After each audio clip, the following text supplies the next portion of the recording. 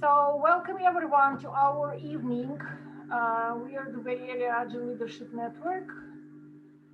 Our main program is going to start at 6:40 and wrap somewhere around 8 p.m., where we're going to move in the networking. We invite all of you to stay and have fun with each other and socialize. We are learning forum volunteers led, and we've been around since 2006. I'm telling it to the people who are first timers, and we welcome you. In particular, welcome. We are the best thing that ever is going to happen to you in the Zoom world. We're fun. We're all very passionate about all things agile, and you can see our current coordinating committee. You can join us, and we're always looking for more people so we can do more things and serve community better. Just reach out to us, and your name would be here. We would not exist without sponsors. Those are our current sponsors, LabZero, Scrum Alliance, and Outformations, and we are very, very grateful to them. We have an offer from sponsors from LabZero. If you're looking for any safe related training or any other training, check out their website, labzero.com, and use code BLN if you're going to be checking out on Eventbrite on any of their classes. It's $100 off. Having sponsors is fun, but you as participants can support us as well. It is very simple. It will take literally 5 minutes of your time. Anytime you shop on Amazon, instead of going to Amazon.com, go to smile.amazon.com. You would be prompted to select a nonprofit of your choice, the charity. Look for the Dayspring Inc. from Oakland. We are program of this charity. So this is the way how you can support us. If you pick this charity to support through smileamazon.com, every 2 cents from the each of your purchases would end up in our bank account, and then we would have a wonderful email. You just received $26.37, which would be accumulated amount like in a quarter or something. Literally costs you nothing, helps us quite a bit. There is also a chip in button on the meetup site. Read somewhere. You can find it and you can support us as well. We're good people, so please keep in touch. We have our own website, bln.org, where we post announcements, and you can see, I think I skip one slide. You can see that we have more than Tuesday night meetings. We have also group agile practitioners and peer coaching and mentoring, where you can find on our website. They're also listed on the meetup. So we have quite a few opportunities to find what you're trying to learn and find it here. We have job board where you can post who are you looking for, or you can post what are you looking for. It is open to you to edit and post whatever you please. Next month's event, May 18, would be Popcorn Flow. It will be interactive session where we would practice new technique, popcorn flow, for running efficient meeting. Our presenter would be Matthew Crocker. And tonight we will be exploring the keys to facilitation with Marsha Acker, track founder for the IC Agile Team Coaching Track and Enterprise Coaching Track. Marsha has so many certifications that they took entire paragraph. So extremely respectable. There is like 1, 2, 3, 4 different coaching certificates. Facilitator, professional facilitator certification, and then there's the Dialogics, certified structural dynamics interventionist. Scary. That's great. Marsha is a wonderful human being who responded to my inquiry on presenting out of the blue, and she graciously agreed, for which, I'm very grateful. Thank you, Marsha. Mm-hmm. In the corner, there is the picture of her newly released book, The Art and Science of Facilitation. Check it out, and keep in mind that Marsha is joining us from around Washington, D.C. So time for Marsha is very different. All right, and with that, I'm gonna just keep keep it over to Marsha. Thanks, Alina. Yeah, my Apple Watch told me just a few minutes ago that it was time for bed. And I thought, not tonight. So I just parked it over on the charger and decided it could sit over there. So thank you for having me. It's lovely to be here. And yeah, the alphabet soup, it's a little bit like yeah.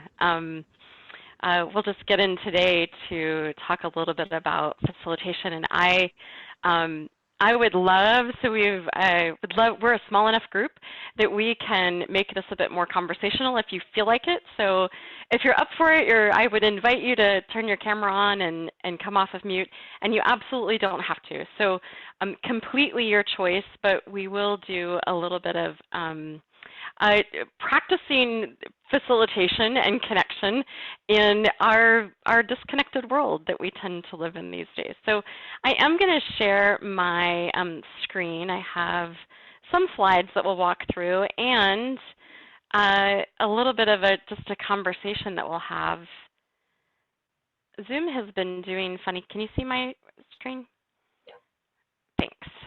Zoom is I feel like I spend my life on Zoom, and it's definitely been acting odd for me over the last couple of days, so we'll see how we get along today.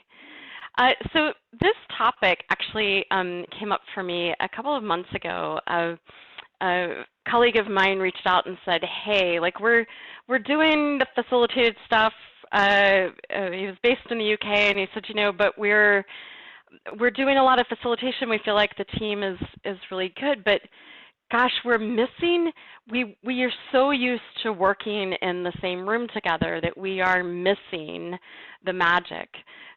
Those magical moments of conversation when somebody would go up to a flip chart or a whiteboard and something new, like new thinking, would actually emerge from the jotted down conversation. And so it sparked this whole concept of, so we had this sort of back and forth email conversation for a little while, which is actually where the idea for some of the things that I'm going to talk about today came from, because it was, I think there's facilitation, and then there's how do we create connection and how do we help people collaborate, but then there's also this space of how do we create the container that does allow for those magical moments in this sort of distributed, what can feel like a kind of disconnected world that we live in. So I would love for you to just sort of think for a moment about what does collaboration mean to you? And I think in my experience, it can mean lots of different things for each of us. We might have slightly different definitions that we would each give to that. But I'd love for you to just think about, like, what are some of the ways that you think about collaborating? So even if you just had a sheet of paper and jot some of those down. Or even better, as you jot them down, you can type them into chat. What do you think about? Like, what comes to mind when you think about collaboration? And for some reason, I can't. If you're typing into chat, I can't see it. So, there it goes. See, funny things. It's one of the things about leading online. Nothing ever works like you think it's going to. Okay, so yes, now I can see. Working together towards a goal, connecting the dots, thinking together. Yes, taking different perspectives, respect. Yeah, I like thinking together as well. So yeah, so there's something that's happening, right? All those phrases point to this theme of we're able to build solutions together. We're working in Mural, yes, and me too. It feels like if I'm not on Zoom, I'm in Mural in some form or fashion. So, but we're doing all of this, and a lot of times some of the aspects that we're missing are that human connection. So we're going to talk a little bit about that concept and how you can maybe bring some of that into your space, how you can both how you can bring it, and then some techniques and ways that you can plan and design for it. So there's just a little bit about me. As Alina was showing all of that alphabet soup of things. But here's what I'd say that I think I want you to know the most. So my background was actually in software engineering. I had a bachelor's and master's in software engineering. And I came to the world of professional facilitation very early on in my career. So I was not long out of college before I found myself working on development teams, wanting to work with end users and developers and bridge those two conversations. So I'm going to tell I'm pointing a little bit here to my age, but we weren't talking about Agile at that particular time. But I came to the world of professional facilitation because I wanted to help bridge those two conversations and create some ways that people could be more collaborative. And facilitation, the concept of professional facilitation, really changed the way I look at so much of the world. It helped me reframe looking at meetings in general, and it's how I think about leading homeowners associations or Girl Scout troops, or just even my family and how we're going to plan, and my dreaded question of what's for dinner every night.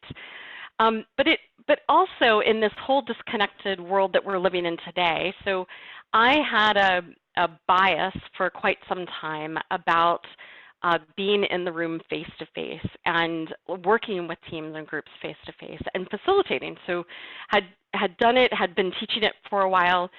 And back about 2016, there was a real movement even then to people in the room and then people online, and how do we bridge those gaps between those two things? And I had such a bias, but I decided to go to work on my own bias.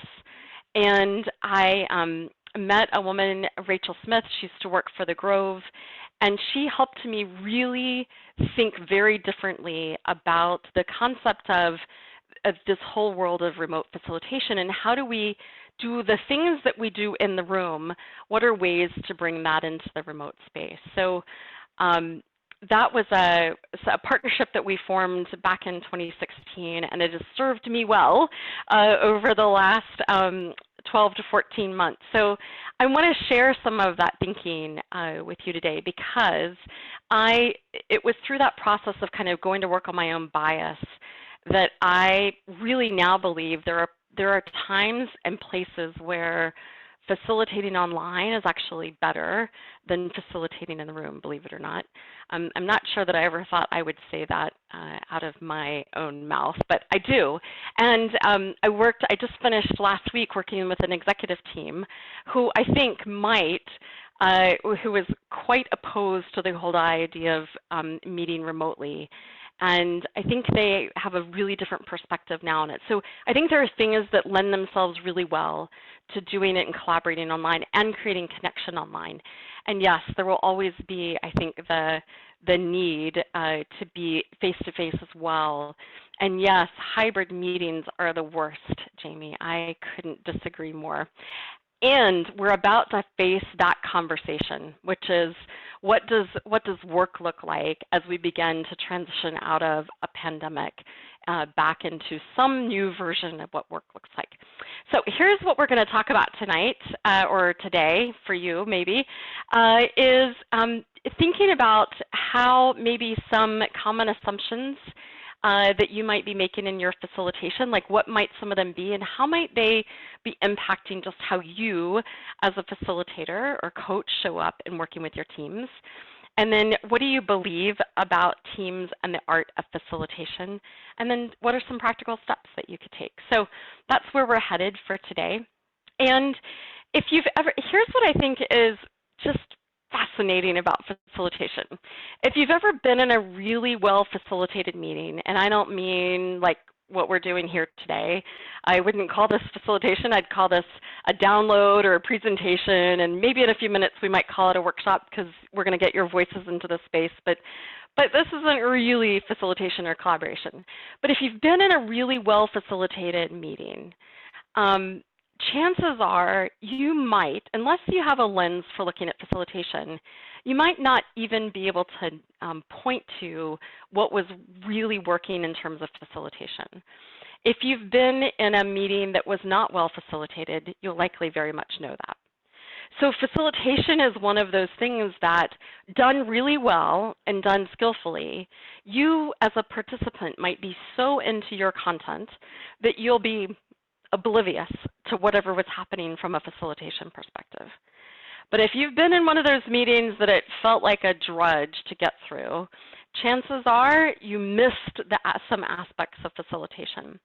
So I just want to share with you a couple of common assumptions that I think sit behind how we think about facilitation in general, and they build and sort of contribute to some of the challenges that we face. So the first one is assuming that facilitation is a skill that everyone has because they do it every day. So if you talk with somebody about training or building a competency in facilitation, we all hold meetings, right? So all day long. I don't know what your calendar looks like, but mine pretty much from the beginning of the day to the end of the day has meetings. So I can plan meetings, I can invite people to them, and yet that doesn't necessarily constitute what facilitation looks like. So there's an assumption under there that we don't need training in something that we already do and know how to do every single day. There's another assumption here, which is that assuming the facilitator is also the person who will be making final decisions. Sometimes it might be the case, but it's not always. And if we're, so we'll unpack this a little bit in terms of thinking about the roles in your meetings and who's facilitating. Then there's another assumption of, and this happens I think a lot in our online world, is that we host an online meeting like we do a phone call. So there's something about, because I can hit the Zoom button and then here I am, that I'll treat that the same way that I would if I were just going to pick up the phone and call someone and say, hey, can we chat about something for a moment? So you show up with very little prep and planning for that phone call that you're going to have because we're online. And then this last assumption is jumping right into the work of a meeting without doing any kind of warm up or priming the pump or sort of setting the stage for success. So we just hop on and then we just drop right in. We're into the work because we got to get going. We have maybe an hour or two at most. So those are some common mistakes that you might find resonate for you. They certainly have for me at one point in time. And here's the question that I want you to think about, which is, if any of that's true, just think about how your meetings go. How effective are they? Do you reach your desired outcomes? And then how often are difficult subjects surfaced? The topics that, whatever metaphor you want to use for them, they're the elephant in the room or the thing that nobody wants to discuss or the undiscussables. How often do those things make their way into the room, into the conversation? And then how sticky are your decisions? Meaning, do you find yourself every couple of weeks having the same conversation over and over again? Or do you feel like you're pretty much in the flow, and once something gets decided, you're on to the next thing, and you're really not looking back or having those kind of Groundhog Day moments? So those are some key indicators. If you can say yes to any of those, it might be a place to look at, how you're coming together. And today we're going to focus much more on this concept of planning and design, and how do you get yourself set up for success. So I like to put some definition around facilitation. So again, I think it's a little bit like the word collaboration. We use facilitation and facilitator to mean a lot of different things. Everything from the person who set up the meeting, invited people, and ordered the pizza, or sent everybody the Zoom link in this particular case, to all the way to the person who's creating the container, in holding a space for for difficult subjects to surface and for us to really get at the heart and the essence of what we're wanting to talk about versus just staying on the surface. So I, in the book, I talk about the notion of facilitation being an art and a science, and that you are leading people, but you are leading them through process, not through content. And in facilitation, we're making some key distinctions of, in the room, separating content, the topic that we're talking about. So if we're having a retrospective, the content becomes, how are we doing as a team? The process becomes, how are we moving people through that content? So as a facilitator, I become the process owner, not the content owner, and I really give the content ownership over to the team. Now, here's the other thing about this definition that can be a little tricky sometimes, which is that we're headed towards agreed upon outcomes. And that's often the place where people go, well, hold on a second, because if we have agreed upon outcomes, I mean, we get the outcomes during the meeting. How would we have agreed upon outcomes prior to the meeting? And I think that's another key in the process of planning and design, that we are defining outcomes, because ideally we're doing some work pre-meeting where we're inviting participants to contribute to, hey, what do you want to get out of this session that you're coming to? I mean, after all, it's your meeting, not mine. And so in that sense, I start to put the onus on participants to create and ask for the space and the type of outcomes that they want to get. And then my job as a facilitator gets much easier. So I move from feeling like I have to drag people through something to inviting them into a conversation in a space where hopefully they want to be because they made some of those requests. So I think it's just really helpful to align on what we mean when we say facilitation, and that there is quite a bit of a competency underneath facilitation. So some common mistakes. Let's look next at what do you believe about teams and the art of facilitation. So one of the, two of the mistakes that we talked about was assuming the facilitation is just a skill that everybody has, or that the facilitator is the one making the decision. So in the book, I talk about the concept of an agile team facilitation stance. And in this, you'll see in the very center, there are 4 groupings of skill sets around facilitation. So there's skills around self-awareness, self-management, group awareness, and group process. And that's in the center. And we're not going to get into those today. But I do want to spend a few minutes talking about around the outside. There are 5 guiding principles, kind of the cornerstones of this. And if we look at the top right, it's honoring the wisdom of the group. The next is maintaining neutrality, and then upholding the mindset and principles, standing in the storm, and holding the group's agenda. And so here's what I want you to do. So Volker's going to actually open up some breakout rooms, and you'll have a couple of people in each breakout room. And what I want you to do, you might just take a screen grab of that stance, or you might write down one of those guiding principles that you want to have a conversation about. But in your breakouts, you're going to just pick one that you want to talk about. And what I want you to do is make up your own definition for it. So if you look at that phrase, standing in the storm, what do you make up about it? What does it look like? What's happening when that's going on? What's a facilitator doing in that space, and how does it contribute? So you're just going to have a brief conversation. You have about 10 minutes, and you're just going to make up a definition. And I guarantee you it'll be spot on. So what we'll do, Volker, if you're ready, we can just open up the breakout rooms, and I'll stop my screen share. That'll be helpful. Did everyone have a chance to write it down and do the screen grab? We're not hearing you, Elgina. Yeah, just write 1 or 2 of the guiding principles down that you want to talk about, or do a screen grab. You can also grab it from that URL, Art and Science of Facilitation, at about halfway down the page. You don't have to enter anything, but you can just click on the facilitation stance and the picture will come up. So any of those ways will get you to the stance. All right, so I'll stop my screen share.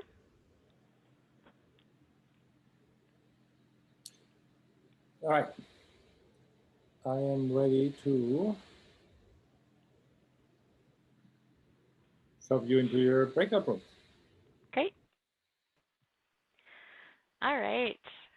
Welcome back, everybody. So I would love to hear, let's debrief if we can, and I'd love to hear maybe just one or two things about each of the guiding principles that you talked about in your breakout. So if we start, I'll share my, oh, actually I don't want to share my screen because I'll lose pictures, but in the very top right corner of the stance is called Honoring the Wisdom of the Group. So I'm curious if anybody talked about honoring the wisdom of the group.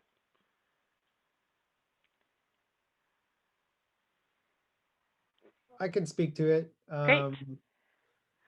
So we came up with basically a whole host of things, not having agenda toward decision making because the focus is on the process, not the content. Yep. Unconditionally accepting what comes out of the group, right? So and two sides of it is not to judge Yeah. what their perspective when they came in, and not to judge what they say and what emerges from that. And then finally, so a lot of non-judgment, cultivating, not just like observing, but also cultivating that group wisdom. You may need to do something to kind of amplify it and support it and nurture it. And then lastly, flowing and adjusting to that emergent discovery. So, yeah. I love it, Hui. It's you're pointing to this concept that the group has, there is wisdom inherently in there.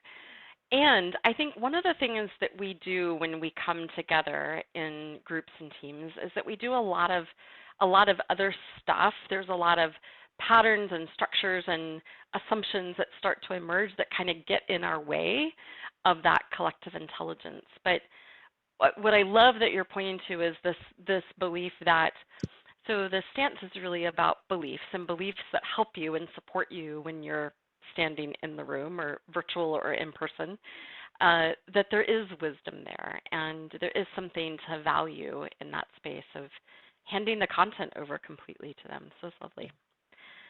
I love it. Okay, so let's talk a little bit about, let's move to the next one, and that one's maintaining neutrality. So who talked about that one? So we talked about that one in our group, and we found that closely related to tapping into the wisdom of the group. But how that was probably, at least for me, one of the more difficult ones is because I think you unknowingly, as you're facilitating, you have to be careful not to steer them down your own agenda, steer them towards your own agenda, but let it be about their agenda or whatever opinion you might have. Sometimes even asking powerful questions, for example, you could still ask the powerful questions that are leading them toward the path you want them to go on it. And so it's really hard to not do that. Yeah. My daughter takes horseback riding lessons every Tuesday and Thursday. And so I've just come from that lesson with her. And her instructor at the very beginning of the lesson said, "Do you think that that's the right way to do that?" I thought, well, given the way you asked that question, I'm going to say I don't think it's the right way to do that. I'm not sure what the answer is, nor did my daughter. So it was just kind of funny. I thought standing there, and that would definitely be not maintaining neutrality as you ask a question. So yeah, Jamie, you're pointing to. And you and I were talking about this a little bit. Like I think sometimes there is this, especially on a team where you care about what's being produced or the product that you're creating or the team that you're working with, or even if you are kind of invested in some way and, being on the team. I think that in the world of agility as Scrum Masters or coaches, I think that creates a lot of tension in this particular principle. But Jamie, you shared some strategies that you use for maintaining neutrality. Yeah, so uh, uh, uh, another Scrum Master and I, what we will do on occasion is just to practice that maintaining neutrality and to make it easier is we will swap and I will facilitate her retrospective, and she's in the retrospective as she's there, but I'm the one facilitating it, and then she will come and be the facilitator of my team's retrospective, Yeah. and bringing in outside facilitators to that are good at facilitating, that can facilitate the discussion. Or your organizations are full of people who are really good facilitators that would be happy if there's something you're really passionate about, and you're that way you can participate in the discussion and you don't have to maintain neutrality. That's right. That's right. Right. I love it. I love the concept of asking somebody, especially if you want to play in. I do it for my own work. It is not uncommon for me to tap somebody external to the organization and say, hey, I want to be a participant today. I don't want to be thinking about the process or where we're going or who's talking. I want to be all in. And so I do it as well. So I think it's a really great way. I also think co-facilitation is a great way to help you both learn facilitation, but also your co-facilitator will see things that you don't see kind of in the moment. And so it's really great to be able to play off of someone. So what you might be experiencing at this moment is that the stance is somewhat of an artificial construct in the way that it's created. We're sort of pulling these beliefs and assumptions out, and yet they're also very intertwined and connected with each other. So they build on and support. So in the moment, dancing around each of these, they're very intertwined in the room. I'm going to hop over to the top left corner is holding the group's agenda. So who talked about that one?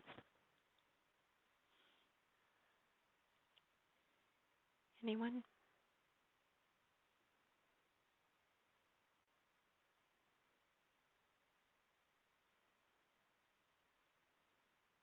No?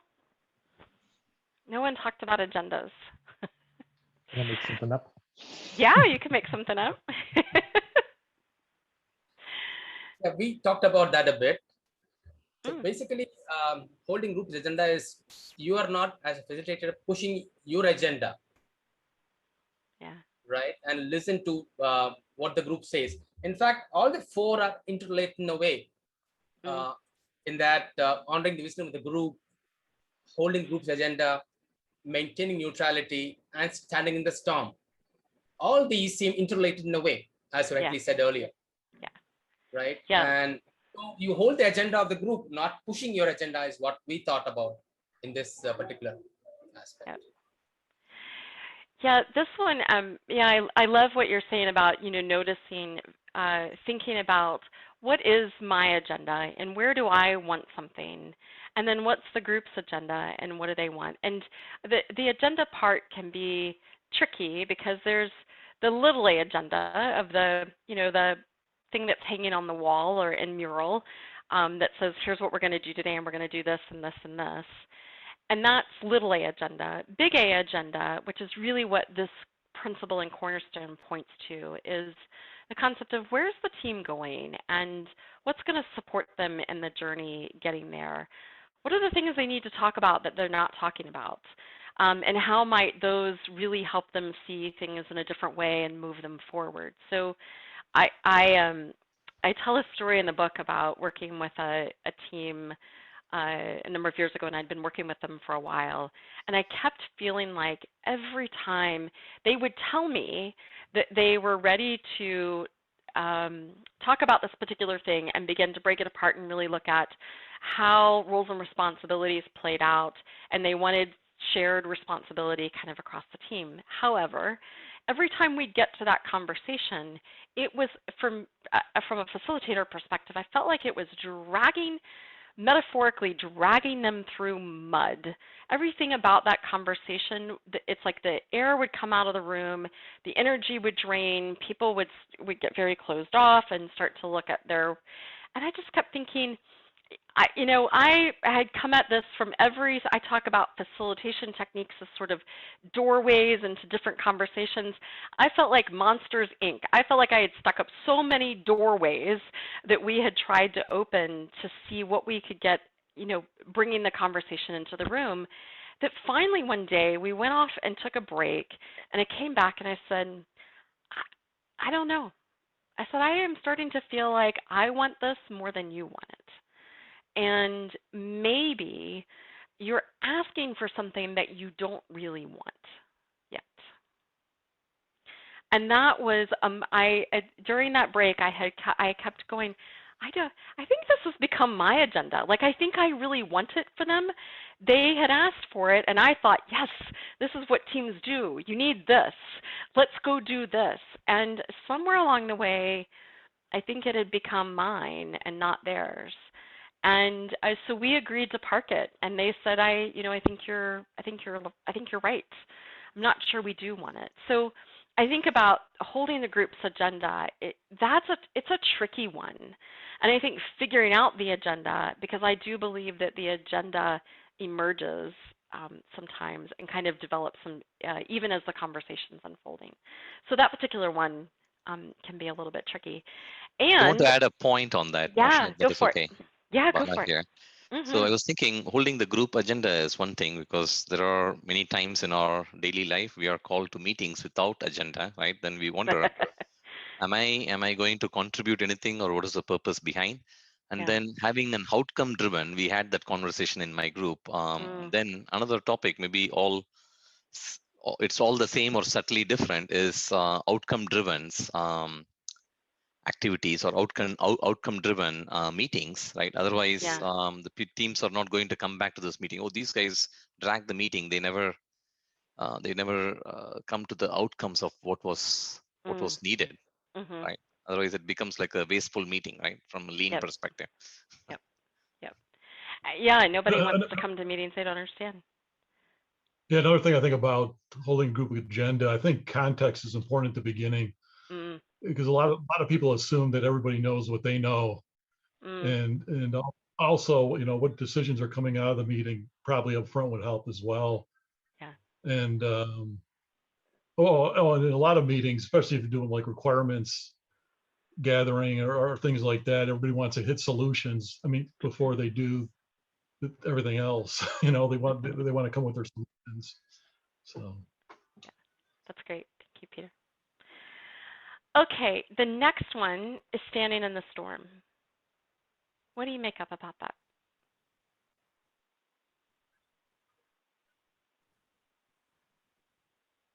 We cheated and said emphasize the first value in agile and be courageous. So be calm, right? Guide the team, work the issue, don't react to the issue. So basically be that center pole for the team, right? Yeah, I love that, Ken. I think Valerie captured our team's point on that as well. Valerie, you want to read out the one that Lovely. Yeah, so some of the ideas we discussed were respecting different opinions, listening to ideas coming from the team, don't avoid uncomfortable conversations, everyone provides input. So we sort of summarized it as suspend personal discomfort so that all ideas are welcome without prejudgment. Nice. I love it. All ideas are welcomed without prejudgment. Anybody else? Seems like this one has energy around it. Reminds me of Ernie Mandel standing in the fire. Yeah, for sure.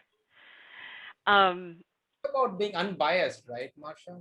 Unbiased, and then in times of conflict, right? How do you remain totally neutral? And that's the reason why we thought that all these four are interlinked in a way, because all these talk about being standing and having a stance of neutrality, right, in the facilitation process. Yep. Srinath, you're pointing, so the whole point of the stance is a bit about who are you being when you walk into that space? What are the beliefs that enable you to take different kinds of action in the room.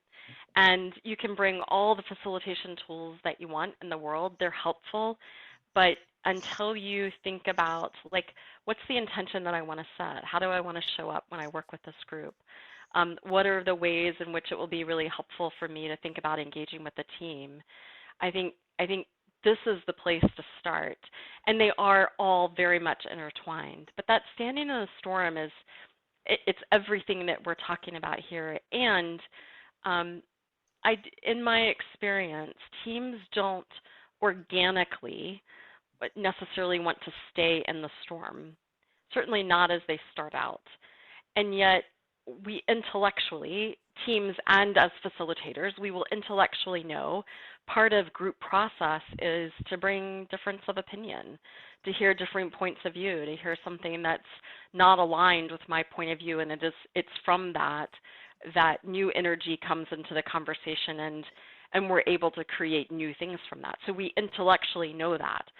But in the moment, in the room, when there's an ignite, Volker, to bring your, standing in the fire, when something gets ignited, or it feels tense or uncomfortable, or somebody names something that actually hasn't been spoken about, groups have this elastic tendency to go back to comfort rather than forward and through the difficult things. And that shows up anyway from, I think it's time for a break.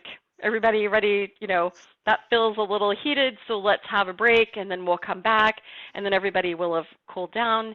And actually standing in the storm would hold that maybe in order to be in service of the group and where they're going and maintain neutrality, the way for me to be in that is to create a space in their container and to stay there, to stay in breakdown or stay in discomfort or stay in what feels like a difficult conversation. Use the metaphor that works for you, but to stay rather than take a break. And that looks really different in the moment. Yeah. Yeah, I think for me, there is a certain, especially since I'm a musician too, there's a certain amount as a facilitator of holding tension and intentionally creating tension in a way, maybe not in a way where that causes everything to tip over. But there is a certain thing where sometimes the right call is a little bit of discomfort, right? And to me, this is where the art of it all lies, because how do you dance in that fire, right? Because it's not about, like, if they don't want to engage, then how do you prod them into engaging? And maybe that's exactly what they needed, something to destabilize, to cause them to come together. And that's ultimately what I find so exciting about facilitation. Love it. I think also, I really think that it becomes easier if you have psychological safety established within whatever group you're working with, and I think it also becomes much more difficult if it's a group of people who don't meet together very often, who haven't established that psychological safety, and how do you create that in the moment? I'm not sure if you can necessarily, but I think you really have to rely on a lot of EQ and SQ skills to kind of guide you through it. But yeah, I just think, what do you do if that comes up in a group that doesn't have that psychological safety with each other and that trust? Yeah. I think it's Jamie. I think it's a really great reminder to know a bit about the group that you're meeting with, and what's your sense of how are they able to be in those conversations, where are they not, and what are the agreements that might help or support them in that process. So it's great to look at. I'm going to move us through. So the last one there is upholding the agile mindset and principles. And for the sake of time, I'm going to move us along. But if there's anybody that had just maybe one or two things that they talked about in terms of definition for that, would you be willing to share?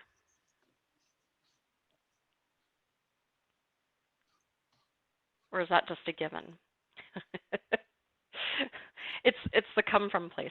So here's the intent of this one, and that's that as facilitators, agile facilitators, what will be really helpful is to not get so fixated or hold so tightly to a practice being done in a particular way, but to be really steadfast in the value and the principle, and be willing to adapt the practice to what's needed in the moment with the team. So a very simple example of that can often be stand-ups that happen, and we're using the same 3 questions, or retrospectives that happen, and we stick with the same 3 or 4 questions each time of what worked and what didn't. That's not bringing the agility into it. And I think sometimes that can be the trap that facilitators fall into, of getting really tightly held to the practice and it needs to look this way.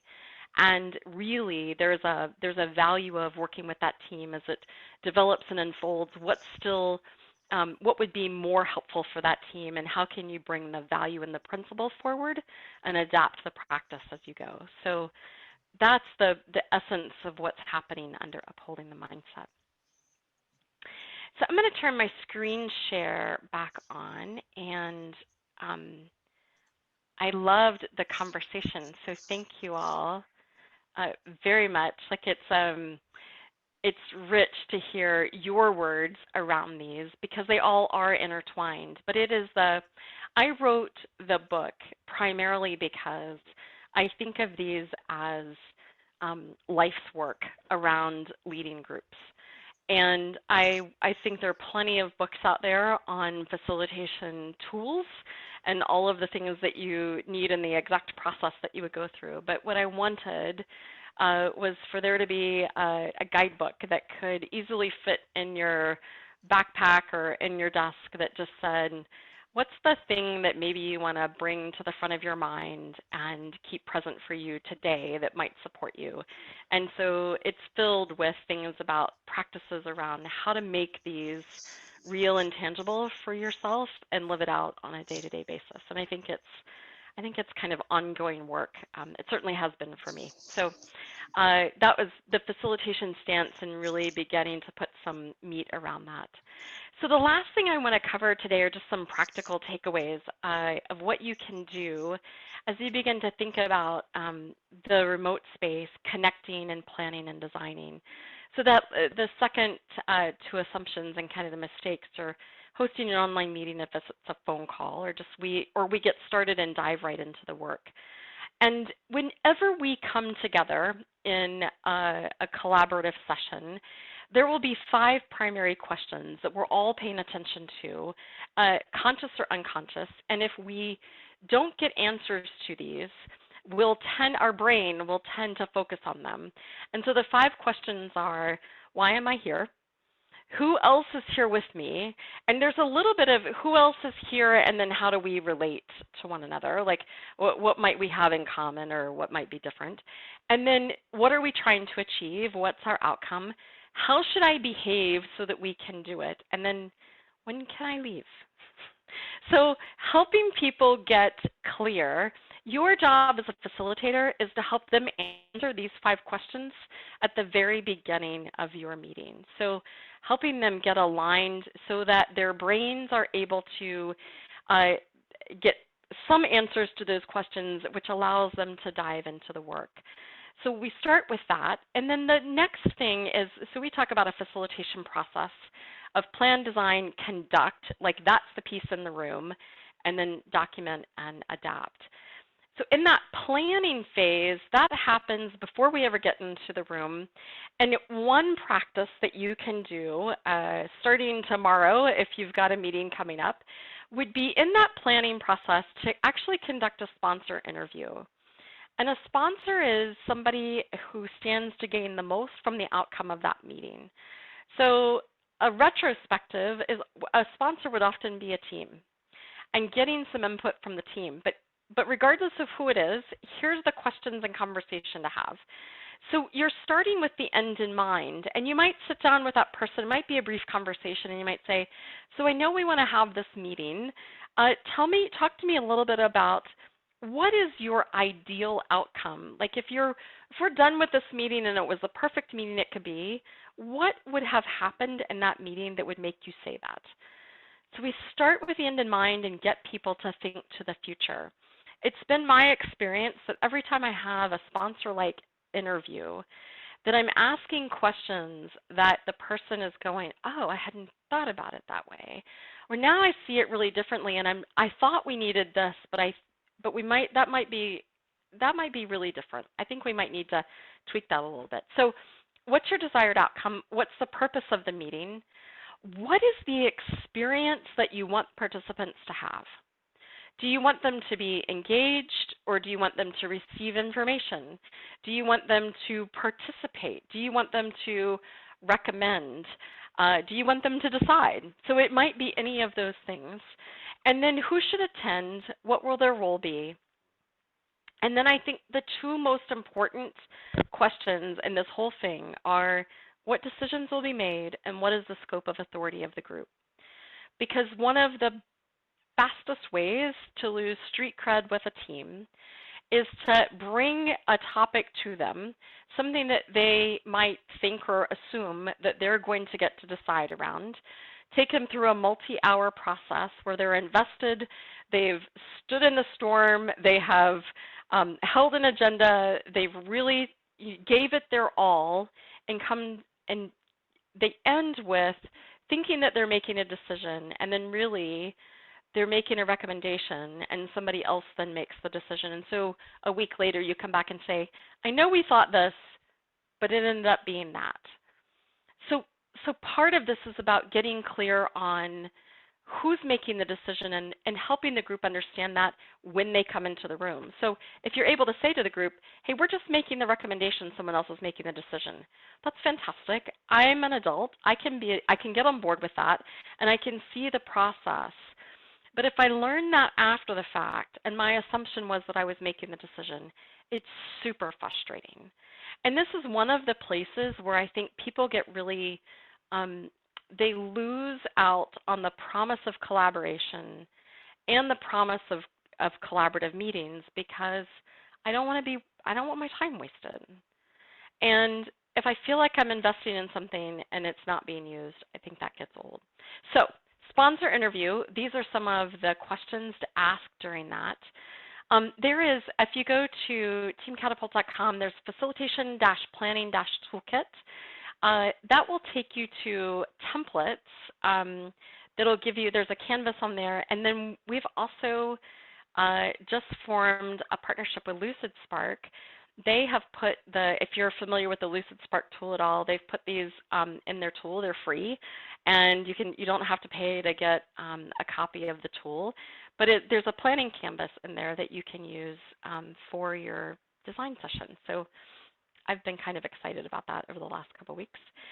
The next part of the design is getting some key principles around remote design. So this is the connection piece. The first, I think, in this remote world is designing for your outcome, not your tools. So there's lots of tools out there.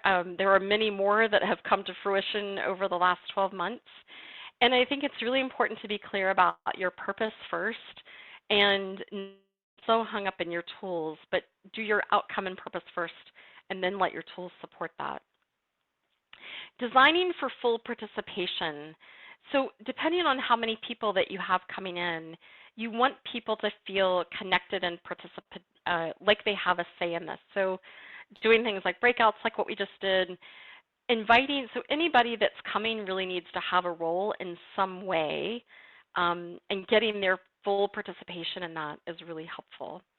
The other thing about full participation and tools like Mural or Miro or Jamboard, any of them, that gives people a common place to work is really helpful, and it's way more engaging than just having people do work remotely or in different platforms. So think about ways that it becomes sort of the third thing. So if we were standing in the room and with my board over there, working at that board becomes the third thing. It's not about the two of us, it's actually about the thing that we're working on. So designing for that full participation in different ways is really helpful. chunking it up so that people are not focused for long periods of time. So every hour, at least a 5-minute stretch break, and every 90 minutes, at least a 15-minute break. And if you're meeting longer than 2 hours, you really need to give people about a 30-minute break in there. So we just can't focus. I think that's actually getting a little bit less as the year has worn on. Leveling the playing field.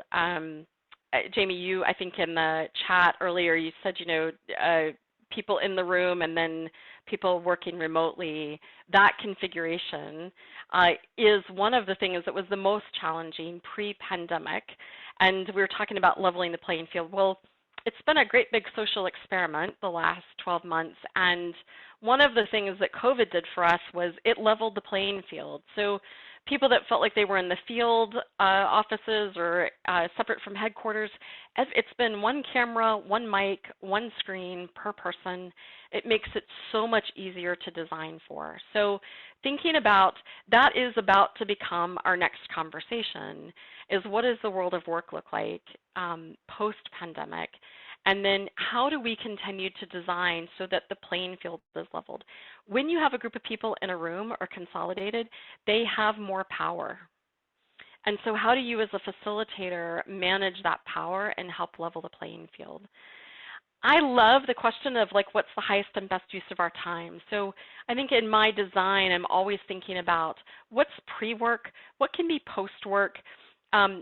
Editing a statement that a team is trying to come up with, like we're trying to create our team purpose or vision statement, doing the grammatical edits on that as a group, not the highest and best use of anybody's time. That's a great offline thing. You go off, you make the move and come back, and then we'll push and constrain on it. But thinking about what's the highest and best use of our time together. And I also think recognizing that outcomes can take multiple sessions, so not trying to cram everything into one space. And then letting go that virtual is never as good as face-to-face, I think is really helpful. This last pace of connecting people, when we just hop in and get started in the work, I think is probably one of the biggest things that we face even right now. So I just would encourage you to find ways to get people connected as human beings. So check-ins, creating virtual circles with people's faces and letting them virtually kind of move themselves around a table and sit next to somebody that they might know and have a brief conversation with them.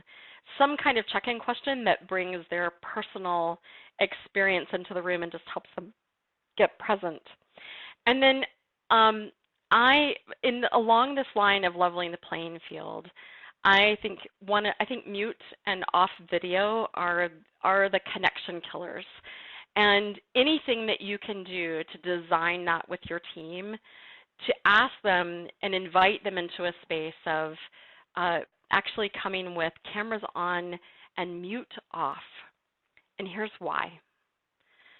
One of the things that we are missing in this world is if we were all sitting in a room, we would hear you setting your mug on the table. We would hear you sign. We would hear people giggle when I talk, maybe, or harumph because they're done with me talking. But all of those audible cues would be coming. And I will tell you, in the space of mute on, it's like a void of silence. And it's one of the things that we are missing so much in this distributed remote world. So really designing with your teams, and then I have this conversation. It does not come without pushback, and I ask people to just try it. So would you be willing, if doing this would get us more energy, more connection, more free-flowing conversation, would you be willing to try it? And would you be willing to do it for a week and then tell me how it goes? I don't have anybody that doesn't get to the end of the day and say, this was amazing. I had a guy in December tell me that he had not seen his team since March. And he felt so disconnected and depressed and frustrated by work. And the experience of finally all coming back together and the act of just turning on the camera and being off mute for a full day, he said was the best day he had spent since March, was the last time he saw his team in the room. So it can make, I think, a significant difference in terms of not just for you as a facilitator in terms of what you can read, like the ability to read the room, but also the ability for people to be connected to one another in a way that we're not when both of those things are happening. So I would just encourage you to find a way to start that conversation and design it with people. I think it does have to happen before you get into the room and not while you're there. You might spend the majority of your time, but it becomes a way of designing norms for online meetings. And then the last question that I have for you is, what's something that you're willing to do? Maybe it's something that you heard here, or maybe it's a conversation that you had with your groups, but like, what's a commitment that you'd be willing to make to bring more connection and engagement to your space? And with that, I'm going to stop my slide share. And we can also create just a little bit of room. You can put your commitments in the chat box, and we can create just a bit of space for Q&A.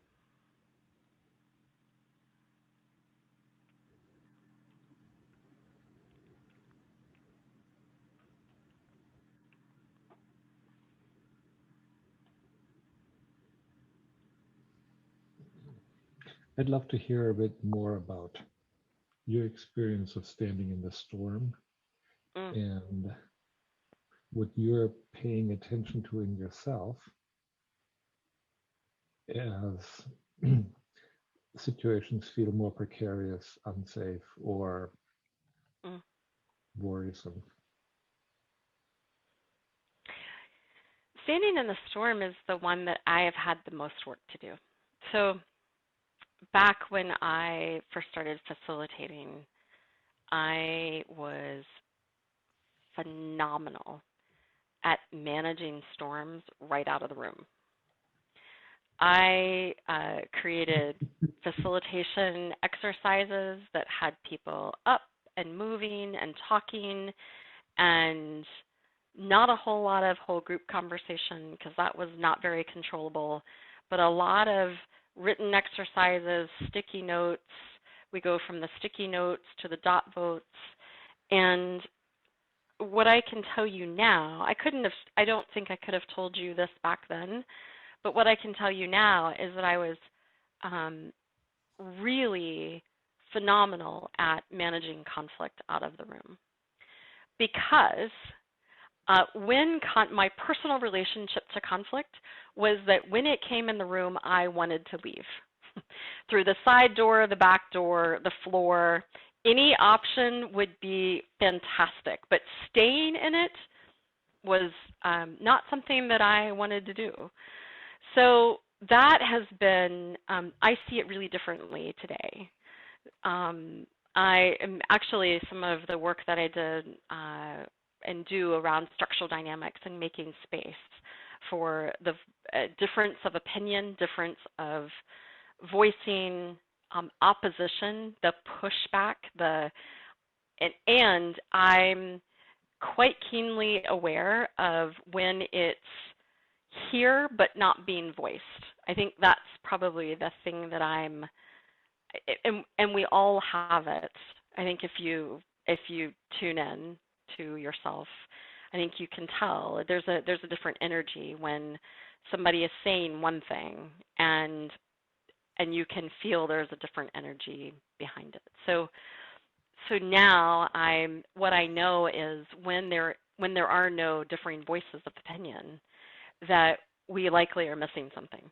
It's here. It just hasn't come here yet. And so I have principles about bringing the conversation in the room, creating space for that, naming it, saying that we need it, asking people to step into different spaces and bring it. And for me, it's really different, the energy around wanting it to come and then creating a space where I hope it's certainly the intention and the agreements that we have are to keep it safe, but my energy around that is really different. That has been the one that has my greatest work.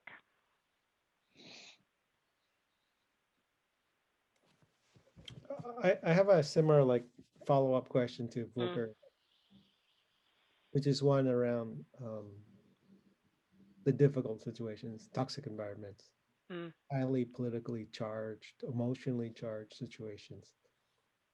You know, do you have any particular insights or comments about like how to get people to come out the shell and you know, what is your experience been like in those kind of difficult situations? People to come out of their shell, or how to work with? Just beginning to kind of like, because I think it's sort of like psychological safety. It's a little bit, it's a very loaded word. I mean, we talk a lot about platitudes around it, right? But psychological safety is easy to have when people are open, they have nothing to defend, they don't have any personal agendas, right? As soon as you get into a situation where, let's say, people are overburdened, classic thing is like, I don't have time for this, you know? And in a way, it's sort of like I like that in your list you put that, when can I leave? I mean, just even throwing that bone out for them, you know, it's kind of gives them an out. Like, look, I'm not here to dominate your time, right? So, you know, I don't know. I'm just kind of throwing that out there and seeing what arises.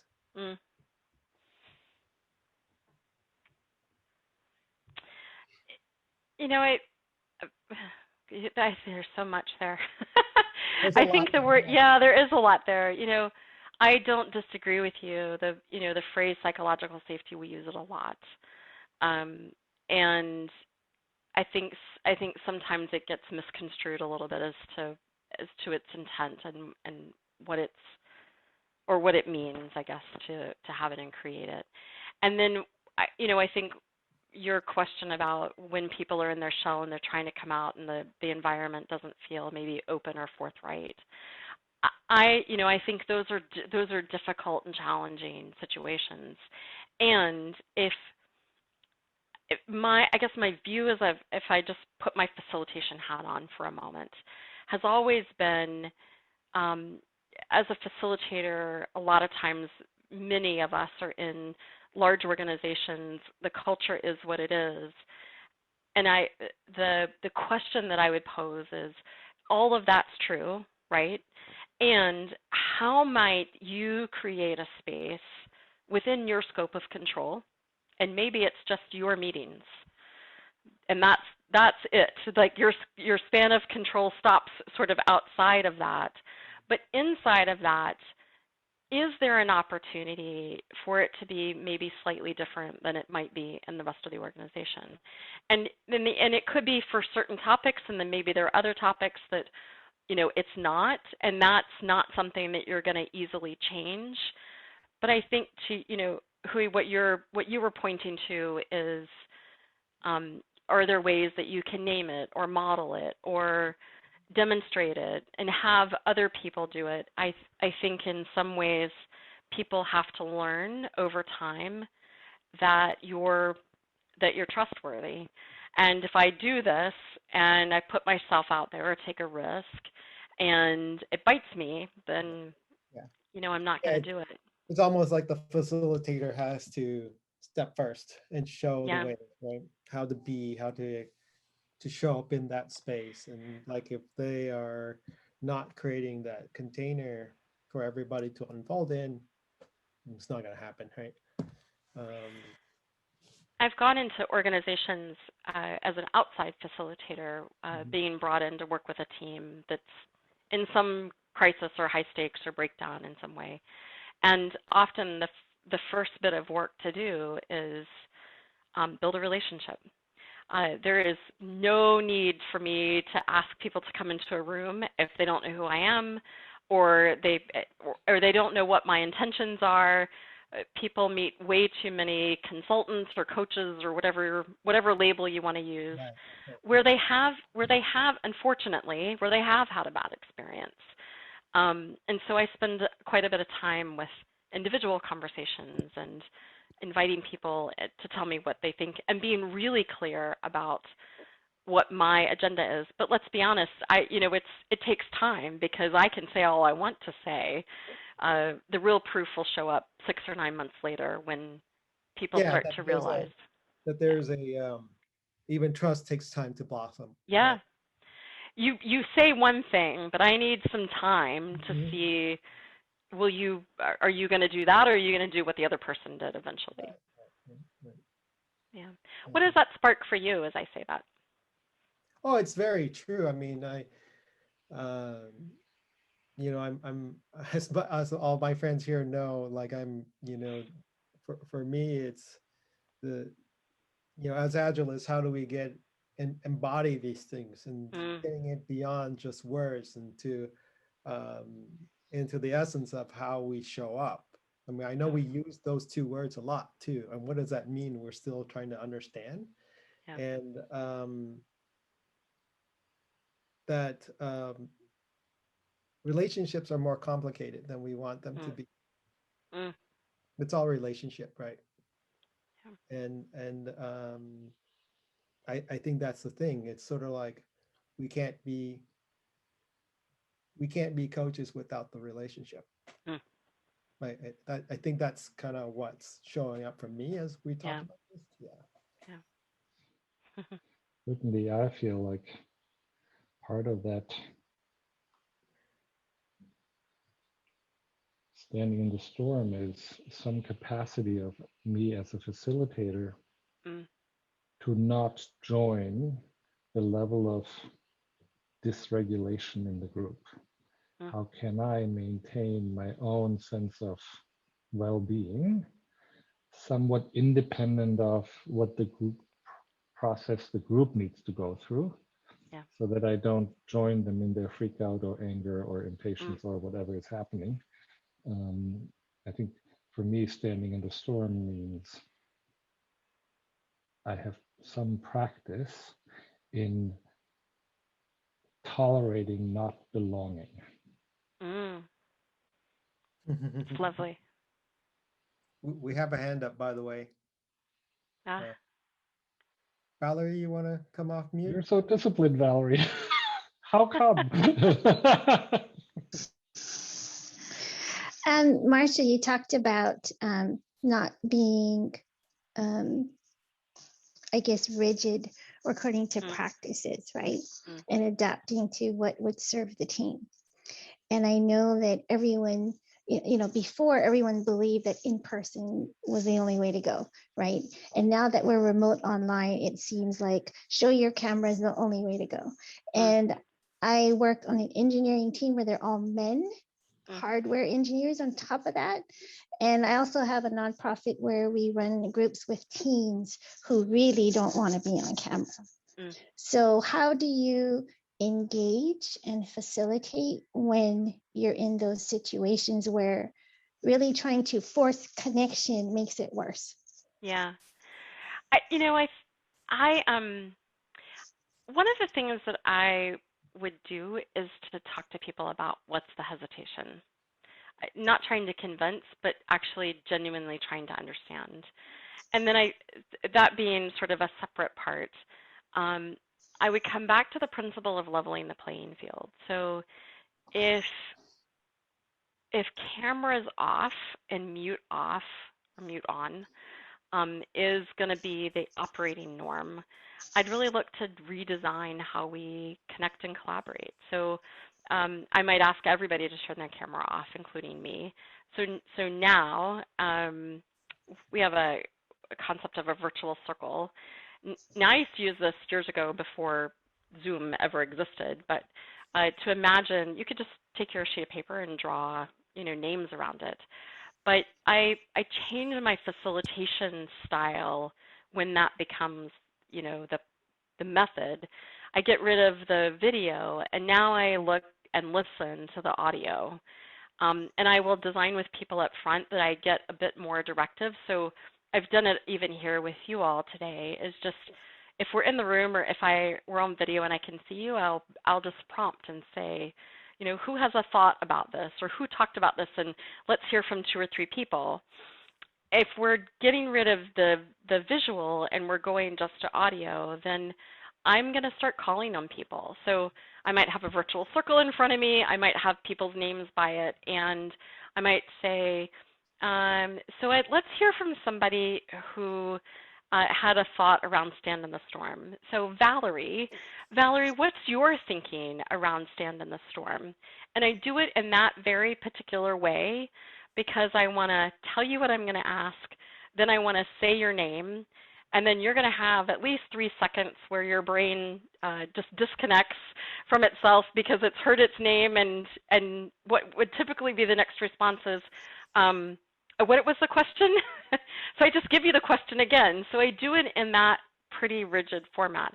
I'm not one to call on people in facilitation, but if we're ditching all of the other cues and I'm trying to create a space where we're hearing voices and enough voice, then I'll move to something like that.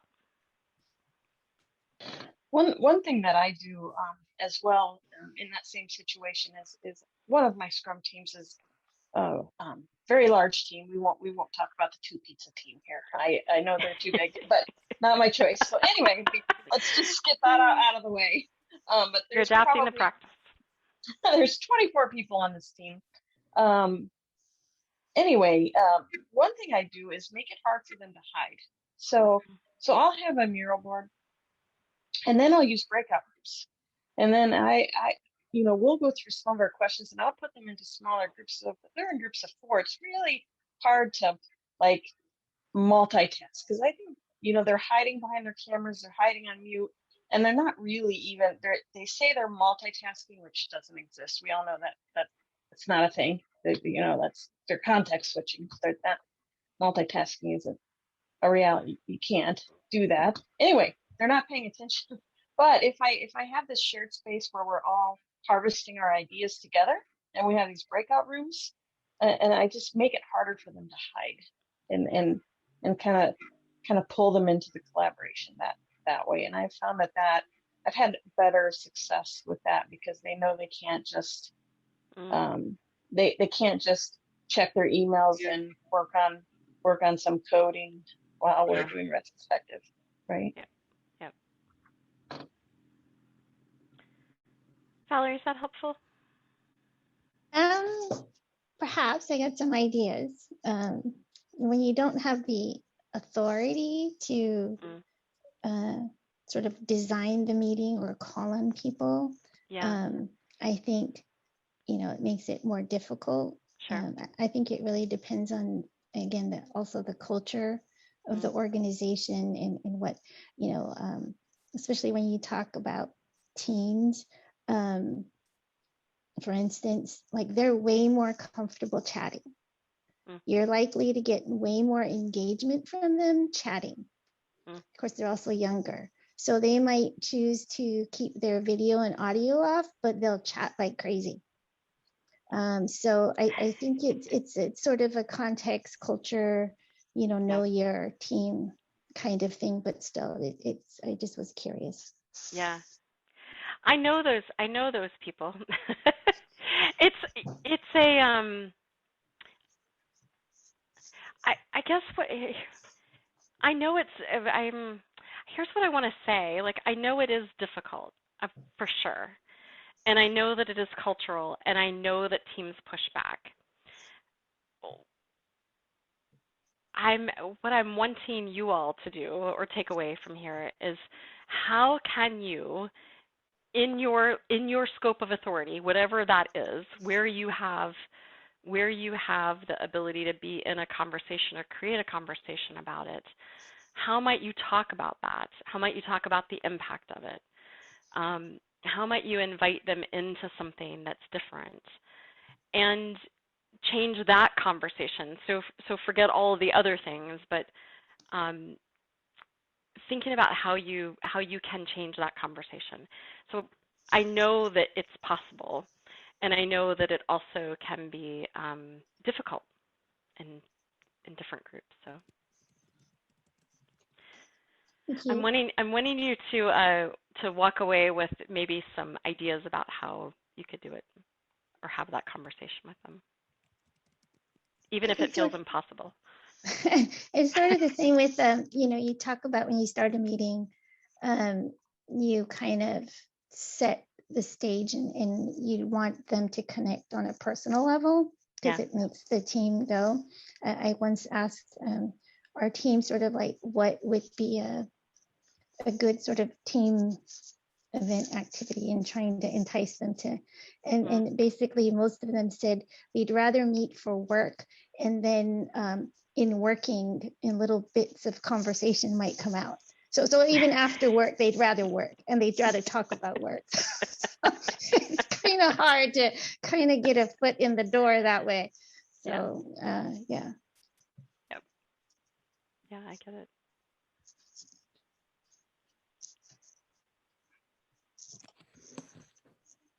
Are there any other questions? All right. Thank you, Marsha. And for having me. the timing is really nice. Well done. Another secret of facilitation. Manage your time. And that gives us a little bit of room here at the end to do some networking and talk to each other about some takeaways or experiments that you are taking away from tonight in Marsha's information that you want to experiment with in the coming week in your facilitation activities. And for that, I've created some breakout rooms that you can choose to leave and move around. So by default, you'll end up in a breakout room, but you can click on that breakout room button at the bottom and then see who else is still here and who you want to chat with. And we have created an additional room that is about looking for work and looking for new team members that we've sort of relegated to online and the forums that Elena was introducing earlier. But really what we're getting is that when we were still meeting in person, that was a natural part of the conversation all the time. And we're kind of missing out on that. So I've created a special corner where if you're looking for help or you're interested in maybe making a change, see who's hanging out and lingering there, and share a bit what's on your mind and who you're looking for, so that we can bring that aspect back into our community. And with that, Marsha, it was delightful to see you. It was delightful to be here. I'm gonna say goodbye at this point and wish you the best in networking. Yeah, it was just a lovely conversation. So thank you for having me. Bye. Good night. Great information. Bye. Thank you. All right. Thanks, Marsha. Thanks, Jamie. Bye.